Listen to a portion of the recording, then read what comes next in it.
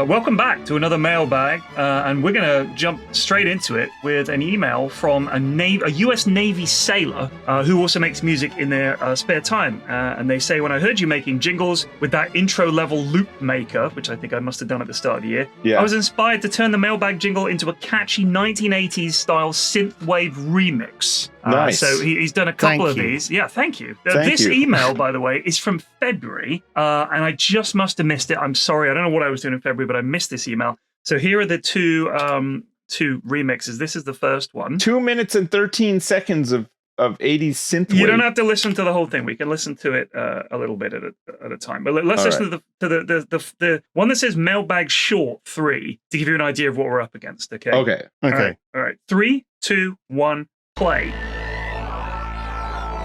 Ah, yes, the mailbag is upon us. Welcome. It's the mailbag, the mailbag, the mailbag here once again. Oh, hang on. I'm so sorry. I'll be 2 seconds. I just gotta go. This is really nasty. The mailbag. Okay. Oh. This is like, you know what this sounds like? This sounds like cyberpunk music, you know, like you're in a big fight in the bar or something. It's big. It sounds big. It's big. It's big. It's big. It's big. It's a grand one. It must be difficult for people to listen to this and know what's in the track because we talk all over it. Sorry, everyone. No, that's all right. So anyway, I'm gonna stop it. But you get the gist. Yeah, I love that. Thank you so much. That's really good. As you Americans like to say, thank you for your service. Thank you for your service. Yeah, thank you for your service. Thank you so much for your service. I'm loving that service. It's got a great, like, the midnight tea, you know, that yes. I love that vibe so much. It's my favorite genre of music. Well done. What's his name? I don't know if I want to say, but he'll know. Oh. He'll know. You'll know. He didn't say, don't say my name, but at the same time, he's a service personnel, presumably on active duty, so maybe he doesn't want to just give him a nickname. Let's call him Hawkeye. Let's call him Hawkeye. Let's call him Big Beats Barry. Big Beats Barry, sure. Big Shout out synthy to beats. Big Beats Barry. Yeah. Big Beats Barry. Juicy synthy beats all over my chest. Beautiful. Yeah. So a little bit of housekeeping from previous episodes. I like to do this to get it out of the way. Rather than read out the whole email, if I've had lots of emails about one thing, I'll just go ahead and cover it. So criminal versus civil, which is a question that we asked in a previous mailbag, which is how come OJ got found innocent of the murder trial, but then was found guilty in the civil trial? Burden of proof is different. I knew that. For some reason, I'd forgotten it. Whatever. You just need to prove that on the preponderance of evidence, it was likely. Whereas with the criminal case, you need to prove beyond a reasonable doubt. And of course, if the gloves don't fit, you must acquit, as we all know. Yeah. So he got away with it. Or he was innocent, depending on your point of view. Yeah. So here's one which is called Hilarious. Crazy that he was innocent and he got away with it, and it's still an unsolved murder. Yeah, and they never found the person who randomly just murdered his ex-wife and motiveless and her crime. Acquaintance. And that he then wrote a book called "If I Did It." If I Did It. Yeah, fascinating. So here is one called Hilarious Ad Break. During the middle of Lewis's rant about AI being trained by people on the internet, my podcaster cut to an ad for McAllister's Deli, I don't know what that is, where a woman discussed what she would like to eat and listed several popular options for the restaurant. At the abrupt end of the ad, without so much as a millisecond of silent airtime, Lewis chimes back in with, "Fascist cunts." Best ad timing I've ever heard. Very good. So, that's the kind of timing we like around here. McAllister's Deli brand deal is off from now on. Well, you know. This one is from that must be a very localized I guess, yeah. I guess. I think they are a lot of the time now. You know, this is like the big thing now. Localized advertising. Yeah, let's get back to that. Like, you know, get back to those crappy adverts done by local. Like Crazy Eddie. Do you need a used car? Come down to Moe's Used Cars. Come on down to Crazy Eddie's Electronic Goods. We got TVs, we got stereos, we got hi-fis, and the prices are insane. Yeah, there's a bunch of really good Tim and Eric segments, like all that Steve shit, Mahanahan's Crazy Clown Emporium and all that kind of stuff. They do those really good. Free real estate, all of that stuff. They're really funny. Yeah. So this is from Marlon, and he says, "I've noticed parallels popping up between Tony Soprano and period. Pyrian. The pigeon situation of late is kindred to Tony with the ducks. Oh, yeah. Both Tony and Pyrian have had issues with anxiety and panic attacks. Both deal in work in waste management, dealing with Twitch chat is my mood. Pyrian has noted his fondness for strip clubs in the past, would feel right at home at the Bada Bing. And I have connections in New York City. Very suspicious. You're right. Of course, Marlon. Me and Tony Soprano, peas in a pod. Two peas in a pod. Two peas in a pod. The Flex family. You don't want to mess with the Flex family, or you'll be laughing on the other side of your face. There you go. Yeah, look out. Watch out for that. Oh, man. All right. This one is from someone who works in an office with a nice canteen. One day, whilst going to get some lunch with my friend, we were looking at the soup as we typically do. Today's soup, spicy parsnip. It's a self-serve canteen and the soup is in a big pot with a ladle. We were considering our choices. Just as I settled on getting some soup, a woman came up to the big pot, put her finger right in it and tasted it. Safe to say, we were shocked. Our faces must have said it all. She turned to us and said, "Not very spicy," and walked away. We told the kitchen staff, who replaced the soup and had a quiet word with the woman. We could clearly see she was incredulous, appearing to see nothing wrong with what she did. On her way out, we saw her filling out the iPad feedback form for the canteen, angrily typing away. A week later, they implemented sticks to taste the soup, but even now I have to wonder if there's been a phantom soup dipper ahead of me. I've worked there for 3 days, 2 days in the office and had soup most days. How many fingers have I tasted without knowing? I wish we could have seen what she wrote on the feedback form. This could have been so much worse. And do you know what? I think everything like this is gross. You know, that is gross. So many gross people have done gross things and touched gross stuff and fingered gross buffet food and put it back every time. You know, it's if you had like a security camera and you watched like a buffet and you watched how gross just the average group of people were, you would never want to eat at a buffet again. Why are people like this, though? If I go to an event, like when I'm working a Dota event, quite often we'll have a buffet catering. So you'll go there and the catering will be, here are the options for lunch. And there'll be a whole bunch of stuff laid out. And you take your plate, you form a queue, and you load up your plate as you go along. Yeah, sure. When I know that dinner is served at 5, even if I'm not hungry, I'm not a 5 o'clock dinner eater in general. If I'm having to do buffet eating, I am at the front of that fucking queue because I know that I'm not going to touch all the food and sneeze on it and breathe on it and take something and sniff it and lick it and put it back. I'm going to be a decent human being. So I want to make sure that I get my food untouched because I've got to be there for 2 weeks sometimes. I don't want to get sick because someone's come along and put their unwashed hand on a jack of potato and then changed their mind and then I've eaten it. So I get there first. I say, anytime you go to a restaurant and it's like a buffet restaurant, they do them in America a lot, big Chinese buffet, stuff like that. It's just, you're just guaranteed to get food poisoning or get the shit somehow. You don't see it that much here. And quite frankly, I haven't been to anything like that since I was, I guess, on holiday. Sometimes they have a breakfast buffet on holiday. And I mean, do you arrive late for that? Because the thing about those breakfast buffets is it feels like they are being cycled out quite quick. I guess that is the only saving grace. I think if it's a one-time buffet that's been sat there for a few hours, that's not going to be good. They don't seem to be the rage so much anymore. Like when I was growing up, it was buffets everywhere. Like and they were sought after too. You know, you were like, where are we going to go? Let's go somewhere with a buffet.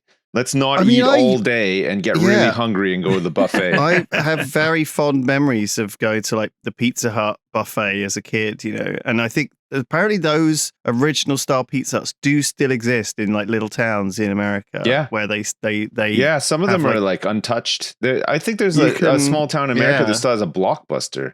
No way. It must be like a gimmicky one. It must be just an individual guy that owns a Blockbuster. Yeah, I'm sure it is. So. But there are places in the world where they're like untouched by time, you know, like they just get frozen in the people that live there. Like you see it in neighborhoods all the time. Like the neighborhood I grew up in, if I go back to visit family or whatever, and I go back to like my old neighborhood, it's all like 70-year-olds now. All the kids have grown and left, but all the parents that were raising families at the time when I was a child have just stayed on. They haven't sold their house or whatever. They you know, they live there. So it went from being like a family neighborhood to just like an old folks neighborhood. Yeah. Like and you can imagine that a small town would be like that too. You know, you'd have these things that people are used to using and they want to use, and it doesn't change much. And I think it's fine, but it's like if you're young, I guess it's kind of boring to be in a place like that, or maybe interesting for like a small period of time, and then you want to get back to your devices. You just want to get back onto all of your devices as soon as possible. Well, talking interacting with AI as well. You're talking about parts of the country that are I can't remember how you put it, but basically dead. And nobody wants to live there and there's shit. So Norfolk, let's talk about Norfolk. This is Dawn has emailed in to talk about the Florida of the UK, and she reckons that Norfolk could be a decent shout, or it might just be her family. Every year for bonfire night, my grandparents would host a big get-together on their farm. They piled a load of burnable shit from over the year on top of the fields, on one of the top fields for this night, so it was a substantial bonfire. Right. Now, this is interesting that she doesn't realize this. For some reason, it was also a tradition to burn one of those old grimy white and brown caravans you tow with your car. So I think one of the reasons that they might do that is because they're burning an effigy of travelers. So just bear in mind that a lot of farmers hate travelers because they park up on their land. If you may have seen in the news lately, those French farmers driving around spraying manure all over. Yes, I saw that. Right, squatters on their land and stuff. They couldn't get the police wouldn't do anything about it, so they just started spraying manure everywhere. Yeah. I mean, look, people are going to take matters into their own hands. It's a very go-to for French. Every time I see French farmers on the news, if they're striking or whatever, they're always opening up the manure valve on like the back of a trailer, spraying a government building or spraying people. Or it's quite the weapon, though. I guess props I'd move to along. them. Yeah, I'd move along. I wouldn't want to do it. But so I would not mess with those guys. They got guns. They have. But this may not be the reason, but I suspect it is, because a lot of the time, along with bonfires, they burn effigies. I know that in Lewis, which is where Harry's from, Lewis in Sussex, he said that they burn effigies all the time. Sometimes they get in trouble for the effigies that they burn. And I wouldn't be surprised if caravans are traditionally burned as a symbol of a fuck you to the traveler community. I'm just suggesting it anyway. Right. My granddad also had a tendency to throw the dud fireworks in it before the end of the night. I'm sure you can see where this is going. One year when I was 8 or so, I assume we had an abnormal amount of dud fireworks. Caravan goes on bonfire, business as usual. People go to gather around to keep warm with their pumpkin soup. In less than a second, the serene night air erupted into a battleground. Rockets shooting off into the sky, skittering along the ground, exploding against cars and trees, Catherine wheels filling the night with screams and sparks, firework cakes going off like Gatling guns. Everyone's running for cover. My nan yanks me behind her car. A fraction of a second later, a 2-foot-long rocket traveling at my head height passed by exactly where I'd been, lit up the forest like a military flare. Jeez. After about 2 minutes of deafening insanity, everyone laughed and went back to what they were doing, occasionally flinching at a pop or a bang from the caravan. That memory stood out as particularly ridiculous, but stupid shit like that happened all throughout my childhood. Anyway, thanks so much for the podcast. I'll be honest with you. I think that rural communities are just a bit more laissez-faire when it comes to safety and shit. And it's just seen as a bit more like left to their own devices. People are going to blow shit up from time to time. And this sounds like cracking night out, in all honesty. I'd fucking love it. I think this is just... Sorry, I'm I not... Can see I don't know. I don't know if I like all that. I get it. If you're from that world, that part of the world, and you grew up like around people that do that kind of stuff, I get it. But like, I think to for somebody who's not done any of that stuff, I don't know if anybody's like overly interested. Like it sounds. I guess it sounds fun, but like I don't know. I can think of like more fun stuff to do.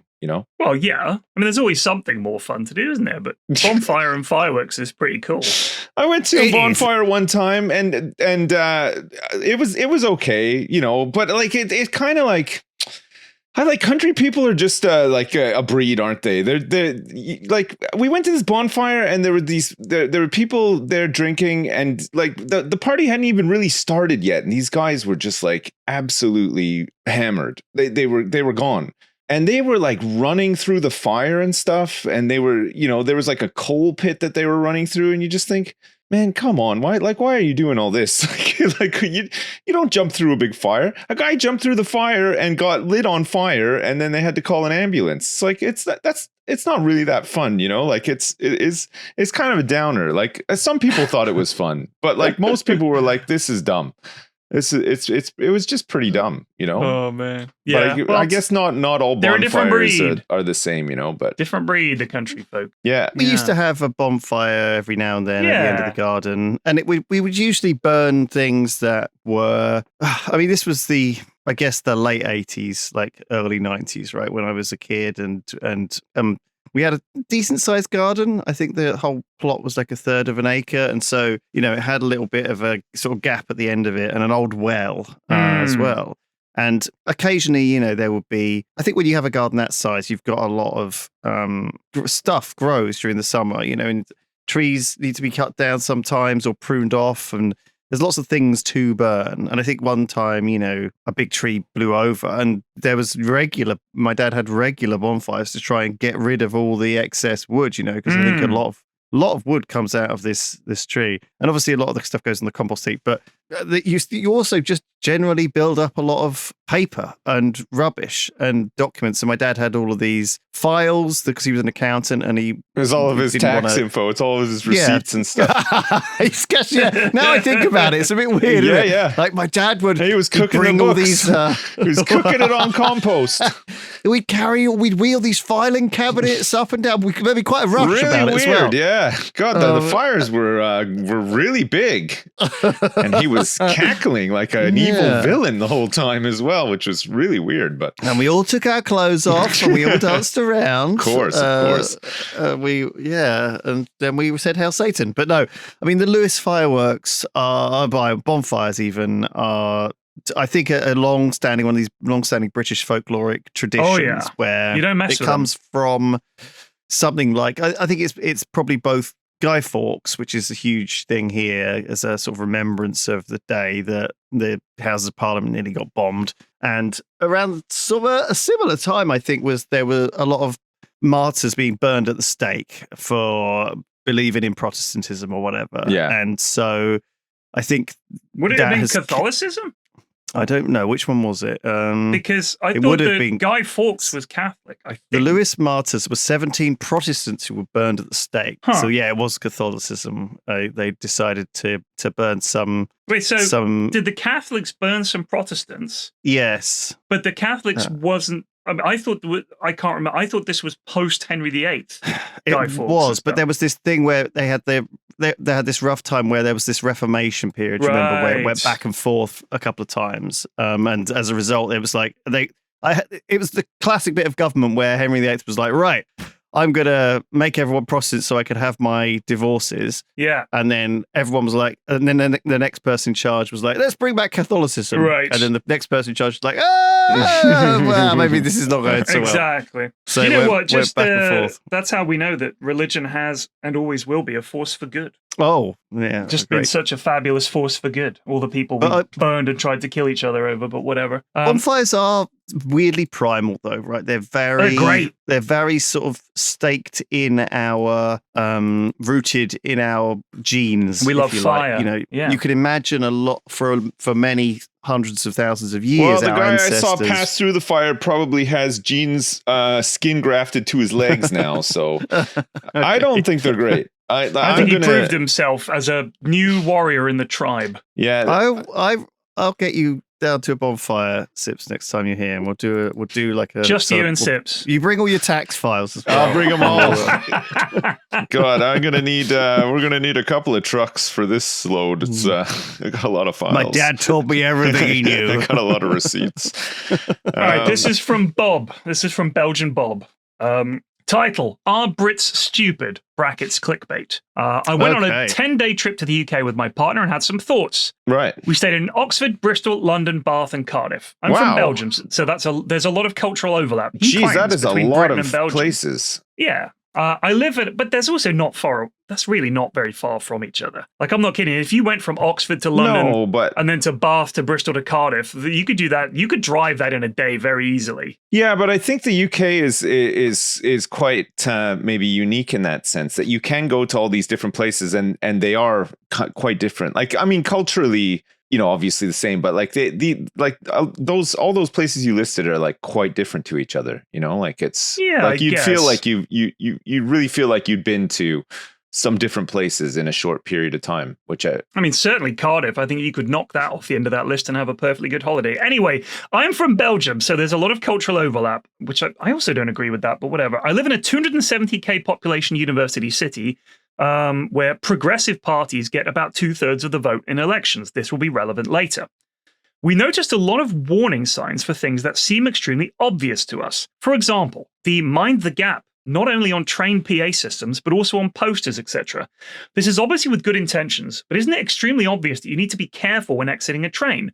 Would anyone just step out blindly if not for these warnings? Okay. I just want to point out that we just spoke about a woman who dipped her finger into soup to test it. This is the country that we live in. So, you know, maybe, yes, we do need those things because it turns out there are a lot of fucking idiots. Well, also, sometimes the gap was a lot bigger. There is some stations the gap is bigger. Some stations the gap is markedly bigger. But listen to this. An occasional mention or poster would make sense, but it's almost incessant. There was a poster in Cardiff saying there had been 77 gap-related accidents on Transport for Wales trains alone last year, despite all the warnings. So, and similarly, we heard and saw warnings to be careful with hot drinks on the train, to look left or right before crossing, that a road-sweeping vehicle was about to turn left, etc., etc. So I would agree with you that there has been an escalation of things yammering at you incessantly. I mean, that anything reverses. Vehicle is reversing. Beep, beep, vehicle is reversing. Like at the sound of a cannon going off. It's so loud. Yeah. But mind the gap, the door is closing, next station. I get it. A lot of this stuff, I will say, has been brought in because there have been genuine accidents and they want to try and prevent them. But you don't see the look left or look right painted on the road outside London, in my experience. You don't see it as much. In London, if you're in central London, it's painted everywhere. Look right, look left. Because a lot of tourists come here that are from countries where they're used to looking the other way. Yes. And so they just step out. Yeah. So but bear they in can't mind, speak English. They can see look left and a big arrow pointing left. If you say it slow enough, they might understand if you said it loudly and slowly enough, it is in capital letters. Left. But yes, mind the gap. A lot of people do. I'm sorry, but we drink a lot over here. We do drink a lot over here. Does this contribute, though, towards everyone having a low level of anxiety about everything? Does it actually like make us feel less safe or make us feel more nervous? Like, or does it actually make us safer? Certainly, I noticed one of the first times we went to America was that there was this sort of like almost passive aggressive sort of way to say, instead of saying keep out, they would say area off limits for your safety or something like that. Do you see what I mean? Yeah. And it was almost it'd be like your fault if you went through that door. Well, that's what they want it to be. They want it to be, well, we did everything we could. For your safety. Yeah. For your safety. They're trying to not take any responsibility for you being stupid. Which I mean is understandable, I suppose. Yeah. But I mean I think the mind the gap thing is I know they say it a lot, but I think it's become like a bit of a, you know, like a catchphrase as well. Yeah, so I think they overegg it sometimes too. Because like anytime there's anything to do like the London Olympics or anything to do with London, you always hear that mind the gap, like mind the gap. Like it's always sampled into a song or something. Mind the gap, mind the gap. Fat Boy Slim with his hit, mind the gap. Mind the gap. I think maybe our Belgian friend, hello by the way, has actually gone to relatively touristy places, and that's why these are, you know, it's the centre of Oxford. Was it else did you say big cities? London, like Bath, Bristol. These are very popular tourist cities. And so I guess, you know, there's a lot of school trips. There's a lot of, you know, English tourism that goes around. English. So Welsh. It makes sense that these places are overly compensating. I will also say, if you step outside the center of these big cities, like Lulu says, these touristy places, they don't give a shit. You should see the state of the roads around our way. They don't give a fuck. Council hasn't done anything. They're in terrible condition. And this is true of a lot of places in the UK. It's all very much in the shop window that it's all looked after and neat and tidy. And you go a few streets down, they don't give a fuck. Absolutely. Yeah. There'll be like a farmer's field with a sinkhole in it that like leads through to an old mine shaft, and it won't be marked on any map. There won't be any sign about it. There'll be like an old rickety bit of barbed wire. An old man sat there on a stool laughing when people fall in. That's what it'll be. They'll be like, try the buffet. Always falling me big hole again, you dumb bastard. All right, so Bob goes on. Greg's is great for a quick, cheap lunch. Thanks for the information, Bob. Very cheap, but yet not complete rubbish. Special shout out to the vegan sausage rolls. It's true. We have a similar chain in Belgium, except it's more expensive and shitter. We did. What are you talking about? Greg's is like the cheapest ingredients. Yeah, but he's saying it's more expensive in Belgium. Sold as most expensive as they can get away Bob's with. Not having any Greg slander. I don't think anyone else that listens to this podcast will either. Or either. All right, fine. You're on an island of one here. Hate Greg's. Hate Greg Wallace. Hate me, Greg's. Enough said. Any Greg. Hey, Greg Wallace, speaking of Greg Wallace, you see MasterChef is back, but because it's like the last one they recorded, it's still got the two nasty men. Well, they've cut all the banter out though. Have they? Seen? So it's just like it's they're basically being like, hi, and then it goes straight and into then you still get to see their dumb puke faces when they're trying to eat stuff as well. Like, that one the guy from New Zealand looks like he's gonna hurl every time. He's got like John T. Road. Yeah. Or John Turode. I thought it was John T. Road. John Turode being tarred incredibly by the Greg. Well, he was racist. Well, collateral damage, and he's racist. But he's had. I think that the problem is it's not comparative though, isn't it? You know, he's not. Do you think that if Greg Wallace hadn't gone down and then probably been the one to raise it with the BBC, he wouldn't have dragged John Turode down with him? Maybe it would have been awkward for him to stay on him too, though. Like he's like last man standing kind of thing. Yeah. God, yeah. Well, fuck him. Can I just say we spoke about Greg Wallace prior to his cancellation, and we've spoken about Sydney Sweeney a few weeks ago, and now she's up for a good solid cancellation as well. Why? Because of the jeans commercial? So that, and also she's a registered Republican, and in this era, if you're a registered Republican, that basically means you're voting for Trump. And a lot of people were like, hang on a minute, she's doing an advert. There's some Republicans that don't support Trump, though, right? A lot of them bite the bullet and hold their noses and vote for him, which I couldn't do. If you are dumb and rich, who are you going to vote for? You're going to vote for the person who keeps you rich. That is all. Are you just going to be rich anyway, though, really, aren't you? Like these people are.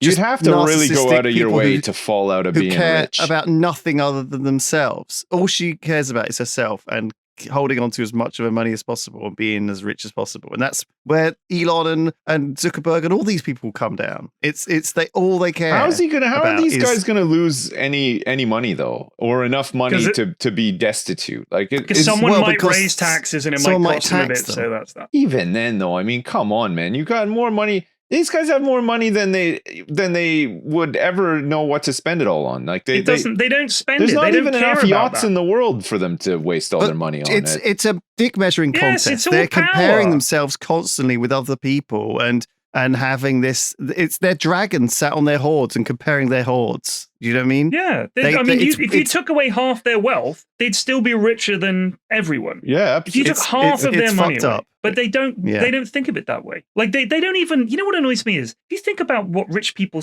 used to be like, they would like build shit. Like they would say like, I'm going to build a bridge or I'm going to build this amazing tower. Yeah, but I think oftentimes they built shit because it did directly benefit them. Oh, I'm sure it did. Like all those bridges and all the railroads and all that crap that was built. I mean, it did serve industry at the time. That they had an investment in. It did also have a corollary benefit. And there were, in the Industrial Revolution, there were quite a few British industrialists, very wealthy industrialists, that formed something called the Lunar Society. And their whole thing was, how can we make life better for the average British person? Yeah, well, I'm not kidding. Maybe that doesn't exist. You can go up and read now. all about it. Yeah. That does not exist. These guys getting together and saying, right, we're successful, we're British, what can we do to help our country? That's gone. Now it's just about power for the individual. It's all fiefdoms or fiefdoms. I'm actually positive it's going to change because this happened before. History repeats itself. It's going to get worse.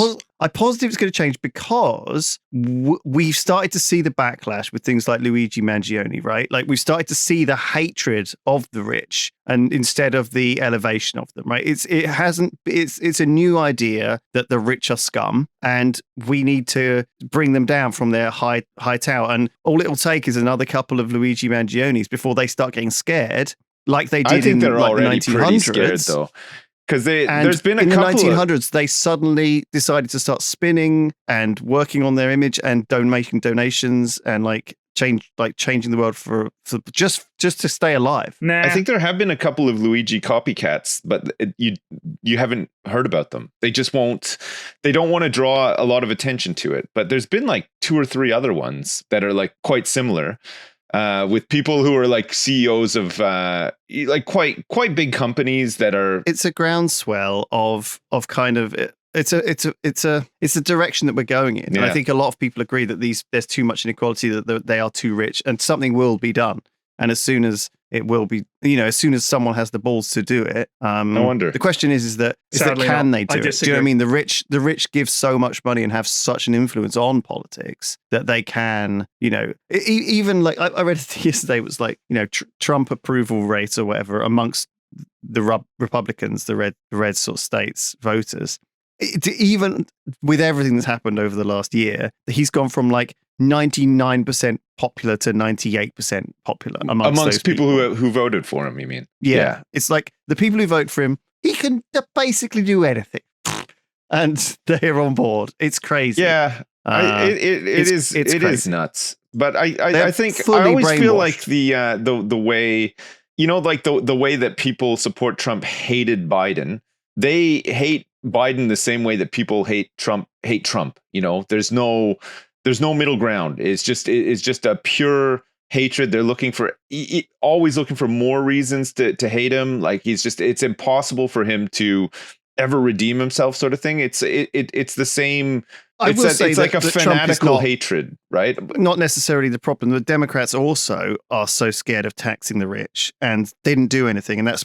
I still think that's a big reason. I think the big problem is that they all get paid by the same people ultimately. Yeah. And so the politics, but people have been saying this for years and years and years. There's no difference. But I think there is a difference. I think maybe people are starting to wake up a little bit to it now. But even in the late 90s, people were saying, "What's the difference between Gore and Bush?" It has been a topic for a long time. Right, but hold on. People keep saying this, they're both as bad as each other. If you can say that with the current politics in America, you are fucking insane. They're as bad as each other. Clearly not. No, I'm not saying that that one is good and one is bad. I think I'm saying that one is just incompetently shit, and that's the Democrats. They're doing nothing. Yeah. And one is literally evil. Yeah, I think. So I think you cannot be saying. I'm not saying you. I'm saying people cannot be saying, both terrible. Fuck off. Yeah, like if you take away the insane aspects of it and strip it down just to like the sort of run of the mill political stuff, right? Like passing a bill to cut taxes or passing a bill to do like sensible stuff, not the fucking super insane shit that's been happening recently. They're both kind of the same, right? Like you have an element of it that is like so far right, but then the rest of it is kind of like just in the middle, and they're all quite happily taking money from the same people. Yeah, I feel like there's no representation for people that want anything different. You know what I mean? Yeah, like because the money is so just big. All the same. It just so happens now that Trump is insane, and it's like it's super polarizing. But like in an average, cycle, political cycle or election cycle or whatever, there's not much difference. But I mean, of course, there's a big difference now because Trump is mad. Yeah. He's a madman. I mean, but the thing is, no, you genuinely shouldn't have wild differences between the two major parties because whichever country you live in, culturally speaking, most people in there are going to lean one way or the other. They shouldn't be fleeing and running one way or the other. Yeah. They shouldn't be so polarized that one group feels completely unrepresented and the other also feels completely unrepresented. Yeah. That's not healthy. And what you end up then is what you have in America, where totally divisive politics, and they're at war with each other over everything. Oh, it is. Yeah, It's it's like a team sport. It's like there's like no middle ground whatsoever. Like at least in some places there is some middle ground. You know, like you'll have policies you don't agree with, but then you'll have stuff that you don't mind so much. But it's never so polarizing that you feel completely disenfranchised. This is a recent development, this polarization, and it is very, very strange. It was pretty bad during Reagan. It was pretty bad during Thatcher as well, and that's like the early 80s. So like I think that a lot of this stuff, there's a lot more emphasis on it now, but a lot of this stuff has been going on for decades, probably most of our lives, but it just has seemed a lot more stable at points. But like if you look back to some of like Thatcher's policies, you look back to Reagan's policies, people were super fucking pissed off, like a lot of the time as well. It's kind of a miracle that they got in the first place, but then a lot of them got in the first place for the same shit that people are getting in for now. Anti-immigration, close the borders, stop the boats, all this. It's just been going on forever. It is literally history repeating itself all the time. It is burning the gypsies tricks. It is burning the gypsies in 16. It's burning the Protestants in Lewis. That's what it is. It always comes back to the same shit. People are pissed off about blaming 10 things, but they hyper focus on one thing that they can get mega pissed about. And that's what swings their voting. It is just the same old tricks. We'll never get any better either, as long as all these systems remain the same. As long as there's a lot of money involved and the influence is coming from the outside, I don't even think politicians have that much power anymore. I think it's all the money that's coming in from other people influencing it, and has been for quite some time. I think since the 80s, easily, if not before. I mean, all this shit with Nixon was happening even before, and that was the 70s. So like, it's been going on for a while. I think the last time anything big happened, progressively happened, was probably in the 60s during like civil rights or whatever. And then since then, it's just been the war on drugs, the war on terror, the war on immigration, the war on, you know what I mean? It's just keeping people stupid and scared of but foreigners. Think about basically. those movements, the civil rights movement and the hippie movement and the anti-war movement, that didn't come from politics. That wasn't some Democrat politician standing up or some Republican politician standing up and doing the right thing. That came from the people. Like, that is what we are lacking, is a coordinated, genuinely organized protest group. But people are stupid though. They'll cut their nose off to spite their face every single time. They don't have the info. It's a knee jerk. It's stupid. It's like speaking to an everyday person. You know, like you get into a taxi cab and you think about, you listen to this podcast and you hear about politics and stuff. We're not informed, but I don't even think politicians are that informed anymore either. You know what I mean? Like it's like the blind leading the blind. They are so slow. This act that's come in, the Online Safety Act, is the most miserably disorganized and wrong-headed piece of legislation that I think I've seen in a while. So if you're not in the UK, we've just basically we now have to upload a picture of our face if we want to visit specific websites like Pornhub. Yeah, and people are using like Gary's mod to pose faces to provide and Death Stranding as well, right? And obviously it doesn't work, and VPN sales have gone 300% through the roof. As everyone's using them to just it's like I'm in Belgium now. Okay, not like just access the internet as normal inverted commas. If the internet wasn't already like absolutely completely smothered by full page nonsense and ads and everything behind some sort of weird, all these news sites being behind paywalls and having like being absolutely plastered by ads. News is just such a disaster, the internet in general. And quite frankly, like all these news sites are owned by the same person anyway. Oh, don't get me started. All right, let's move on to happier things. How about that? I'm only happy when I'm ranting. But I want to be ranting. I can't look at Sydney Sweeney's tits anymore because she's the Republican now. I'm finding it hard to get hard when I look at that woman. She has pissed me off so much. Oh my God. This message is sponsored by Raycon. They sent me the Everyday Earbuds Classic a couple of months ago now, and I've been wearing them every day throughout the summer. For real, it's got me outside more, walking. I've been listening to music, audiobooks. I think they're great. They've got active noise cancelling. They connect to multiple devices at once, so I like switch between my iPad and my phone. I've found them really comfortable and haven't even noticed they're there. I honestly think they're great. And also, there's loads of really cool colors. I got sent the blue ones, which are so bright that it means that I haven't accidentally lost them anywhere, because I always sort of notice if I'm going to leave them somewhere.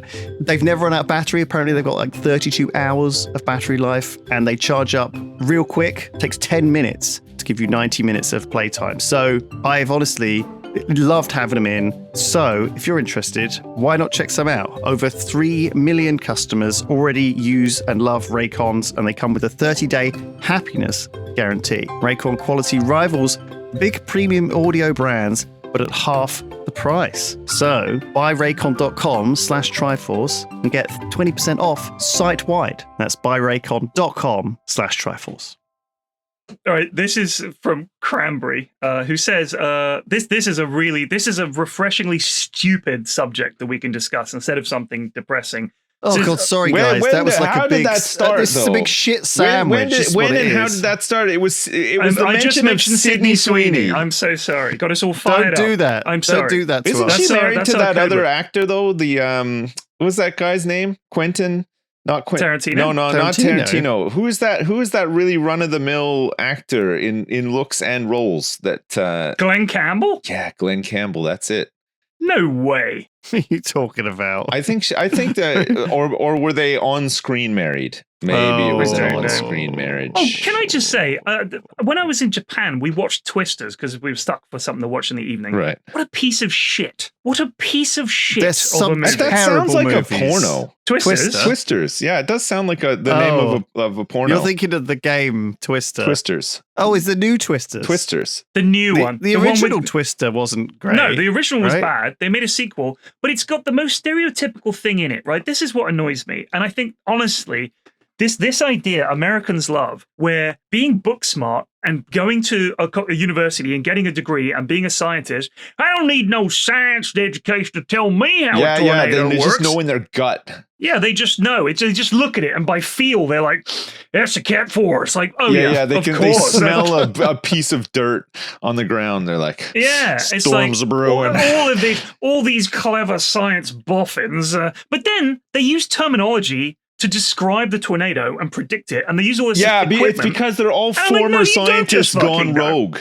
Yeah, I used to work in the lab, but I didn't like the way that they did things. They held me back. I want to throw myself into a tornado. They said, don't do it. I said, I'm going to do it. Lab, but it didn't like how things were done.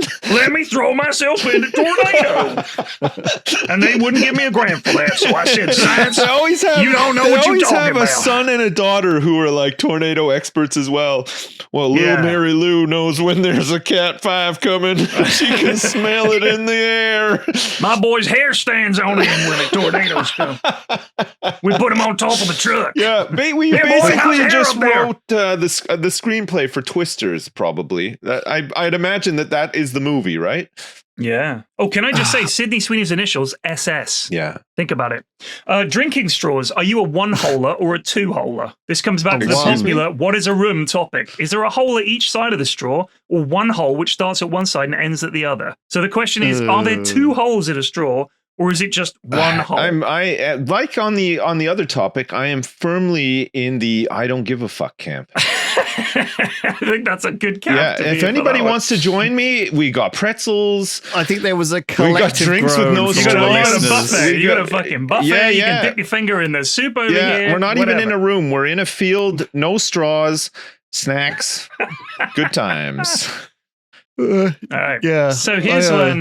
This is from Ben, not our Ben, a different Ben. Ben I was from listening Belgium? to the podcast. No, that was Bob. Oh, sorry. I was listening to the podcast, specifically the Mailbag Special number 49. I was very surprised to hear a direct-to-consumer farmer ad come on. I was wondering about the logistics of this. Do you choose the adverts that come on mid-roll? I'm asking because I work in pharma, and UK advertising of pharma products, especially ones that are marketed in the UK, in this case, one called, I can't remember the name, is illegal. Yeah, I think a lot of it's targeted. So like if you've been watching stuff, or you doing your normal perusing on the internet or whatever, it builds up a profile for you and serves you ads that thinks are appropriate for you. We do not pick the ads, and if we did pick the ads, there's no way we'd pick a pharma ad. We'd pick an ad for like something stupid like a dildo or something like that. So there's no way. We do pick the ones that we do recordings for, obviously. We do the ones that we voice are things that we've been paid for to promote. Those are we've picked those. But I will say, we get offers that we say no because we don't use that product or we don't like it. Yeah, like we had the opportunity at one point to do some stuff for vaping, and we said no because we thought you got to think of the kids. Did we? What if there are kids watching this and they're like, "Oh shit, those guys vape. They like vaping." So we thought we said no. Have shit, I can't believe we turned that down. No list. Did, yeah. Our no list is like medical stuff, financial stuff. There's a few others that when it comes up, but no crypto, no gambling, no porn, nothing that's bad for you. What was another one? Oh yeah, nothing that's positive about women. Well, nothing's positive about women. Yeah, it's we just only saying want women ads are the worst. where we can really get a full hate on for women. Yeah, when we're like, we hate women here at the Triforce Podcast. We hate them so much. If you hate women too, subscribe to our additional Patreon podcast feed, wehatewomen.com. Yeah, that's what it's called. Oh my god! A lot of people they try to gloss. A lot of people love that shit. Try to gloss it over and stuff. I feel like if you want to just be racist, or you want to hate women, or you want to hate a demographic or whatever, just be more upfront about it. Chef. Yeah, join MasterChef too. Yeah, that's good. They're looking to replace some old duds, so they need some new blood. Yeah, damn. All right, though, this is we were talking about multi-level marketing in Mormon communities. Oh yeah, in a previous episode. I watched a documentary about right. And I think that's what brought it up. And this is from the epicenter of MLMs being in Mormon country as well. Right, exactly. This is from Cody. Right, and Cody says that they were going to talk about MLMs in the LDS communities, but instead this anecdote. One time I was hanging out at the house of a Mormon friend and a family. The mum was having a video call with her husband, who was stationed overseas. And the dad wasn't getting the video feed. It was just, for him, it was just an audio call. Thinking it was just the two of them, he said, "Well, hurry up and get to the bedroom so I can pull my cocky out for you." Me and my friend, the daughter, the mother's mother, were all in hearing range and all went white in the face. The mother began laughing anxiously and said, "Oh, whoops, everyone's in the room here, hun." The look on that man's face is forever seared into my mind. I think it was the most traumatic thing that happened to him in the Middle East. Much love, Cody. Jesus Christ. My God. Wow. Just Mormon cock. Imagine seeing a Mormon cock. No thanks. Whipping it out of his special magical underpants. Look at my Mormon cock, honey. Jesus. My multi-level marketing. Here you go. Jesus Christ. That's crazy. That to me, that is How crazy. Does that is like early onset dementia, must be, right? I don't know. I think he's just, when he's on a call with her, stationed overseas, he probably gets quite horny for Mrs. Mormon. And, that's a thing they do together. Oh, I see. Okay. He doesn't realize that the's a whole bunch of other people there. He thinks it's just him and his wife, and husbands and wives can do that kind of thing. Thank God. And, he's not saying, "Hey, I understand you've got company. Turn the camera so they can see my cock." Like, that's not what he's saying. Man's just trying to get some long-distance action with his missus. It's kind of rude, though. You're in a room full of people, and you haven't offered it out to everyone else. Like, maybe you should. You should really share. Yeah. You should really share. Don't be shy, everybody. Right. There's enough cock for everybody on this call. Like a teacher. "I understand that, Mr. Lovis, that you have a penis you'd like to show the rest of the class. Well, perhaps you could share it with all of us." Yeah. Okay. This is why people come up with, like, private language for to share with their partner, because then it's because he could have said something like Mr. Fluffy is hungry. That's worse in some ways, though, isn't it? It's kind of weird. I mean, it's bad. It's bad on both counts. It is kind of bad to just be like, I don't know. Like I get like not, beating around the bush or whatever and just come straight out with it, but it's still like it's very forward, isn't it? That's what he was looking to do. Go to the bedroom so I can get my cock and my balls out and show them to you. Like it's kind of like robotic. It's a bit weird. It is a little bit. All right, but then it's kind of weird as well. It's like, would Mr. Fluffy like to come out of his fun cave to see? Oh, Mr. Fluffy, look, it's sunny out today. It's fucking weird, man. Like, what? Why are people like this? The fucking person dipping her finger in the soup, the cock and balls on call guy. Like, fucking behave yourselves out there. What's going on? Like, we live in a society. I know it's been said, but man, come on. Like, there's a lot of people, I'm sure, that don't do any of this shit. We have to have all those warning signs. We should have more warning signs. Please keep your cock and balls inside their trousers. That's the announcement. All right, let's move on. This will be more fun, and this will calm you right down, Sips. Okay, I promise. Well, what is your birth date? Just the date, not the year. Just the date. My birthday is the 5th of June. Okay, and we'll do it for this one as well. Lewis, what is your birthday? I can save you a lot of time here, Flax. I share a birthday with the streamer Ninja and also with Mark Wahlberg. Not it. That is sadly not it. Okay. This is from Matt, a microscopic penis haver, Matt. Right. This is a game. If you type Florida Man and your birthday, you get a Florida Man story just for your birthday. So, okay. So I did 5th of June. That was you, Sips. Yeah. Here's this is at the top one. Federal jury finds man guilty of posing as a flight attendant to obtain free flights. So that's what a Florida guy did. He pretended to be a flight attendant just to sneak onto a plane. Pretty clever. We've all been there before. Pretty clever. Yeah.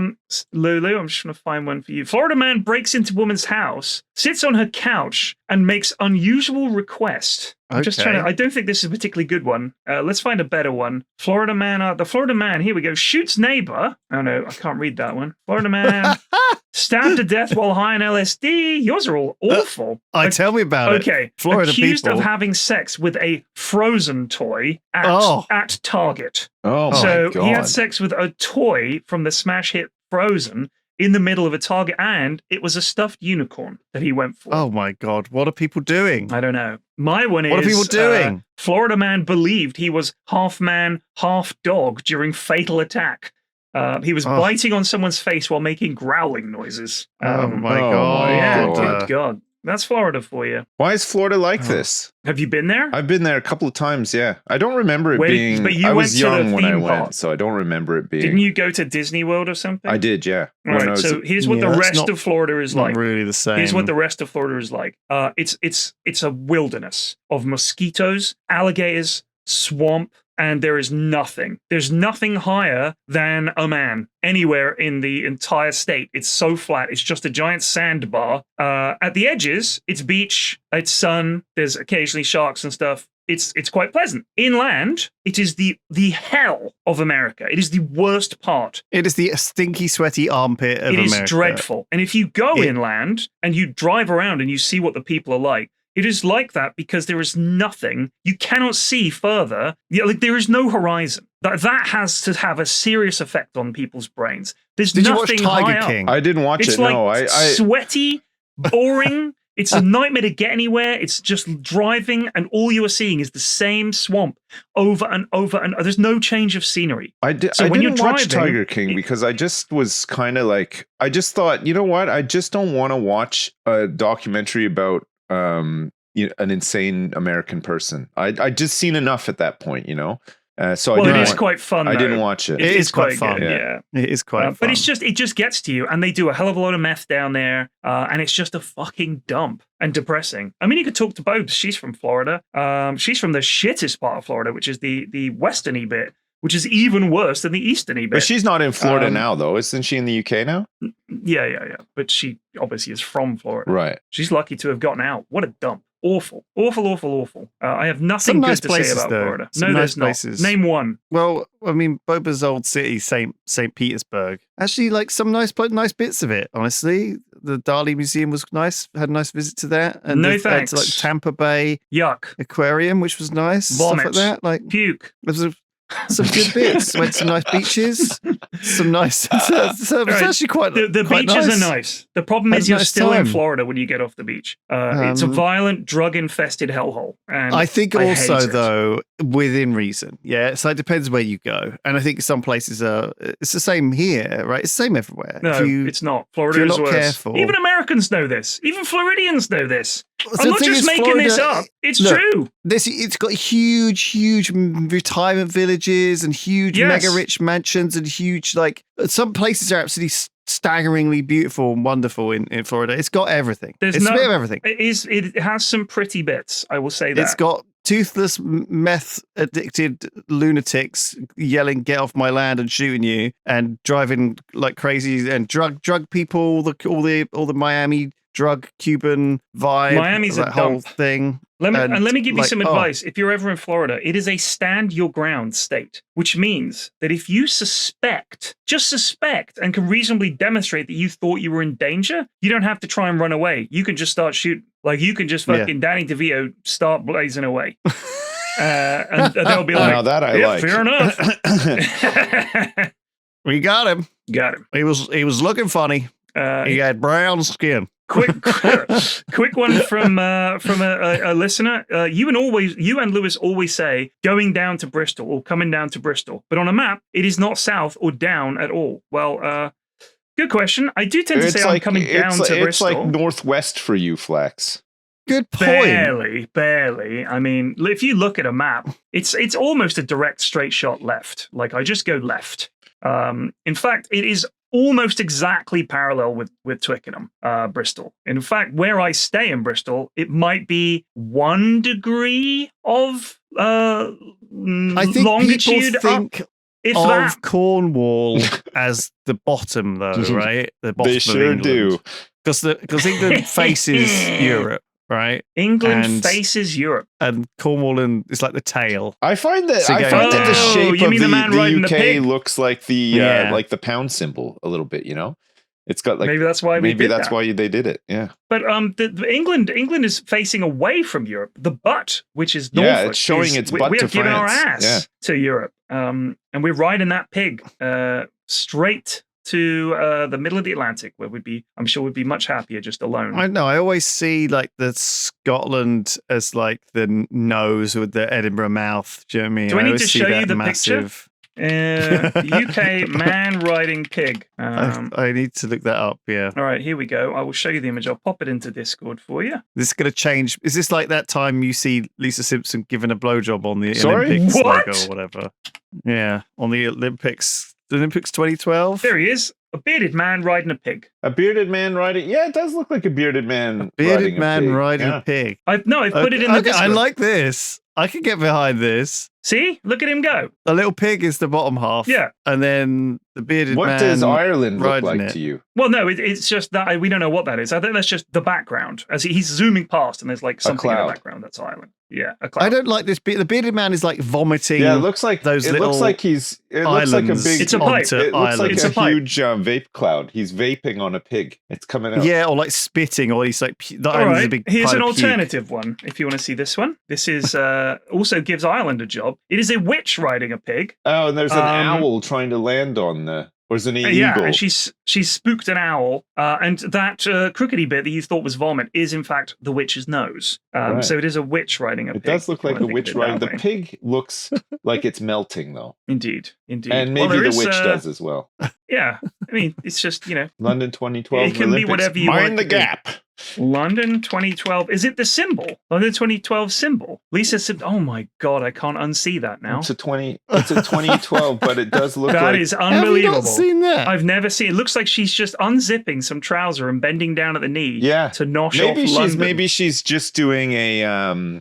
Maybe she's just having like a look. Her colleagues' penises been injured, and she's doing the decent thing and having a look. It's very kind of her. My colleague. Excuse me, my penis has been injured. Is enough of that mailbag. Thank you for listening, everyone. I have to go do a million things. Okay.